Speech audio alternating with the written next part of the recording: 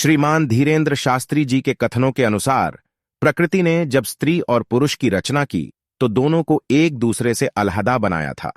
एक को कम और दूसरे को ज्यादा नहीं बनाया था।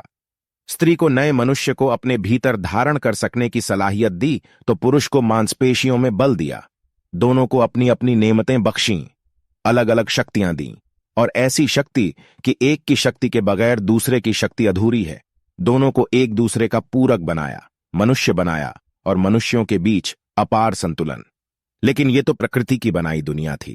मांसपेशियों की ताकत के बल पर जब पुरुष ने सत्ता हासिल कर ली तो जैसे उसने जमीन पर कब्जा किया, राज्यों पर कब्जा किया, महलों, हीरे जवाहरातों पर कब्जा किया, घोड़े हाथियों पर कब्जा किया, ठीक उसी तरह उसने गाय स्त्री पर भी कब्जा कर लिया।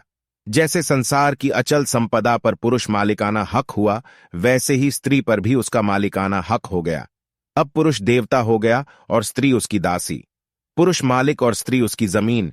यही कह रहे थे ना बाबा धीरेन्द्र शास्त्री, जब उन्होंने बिना सिंदूर मंगलसूत्र वाली स्त्री को खाली प्लॉट कहा था।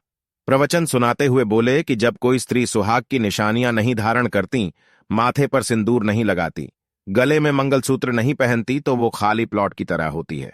खाली प्लॉट मतलब जिसका कोई मालिक नहीं, कचहरी के कागज पर जिसके नाम किसी का पट्टा नहीं। स्त्री जमीन है, और जमीन का क्या है? उस पर हल चलाओ, उसे रौंद दो, कुचलो, आग लगा दो, उस पर जंगल उगा दो, उसे उजाड़ दो, बंजर कर दो। जमीन थोड़े न शिकायत करने जाती है कि उसके साथ सही व्यवहार नहीं हो रहा है। वैसी ही ये स्त्री हैं।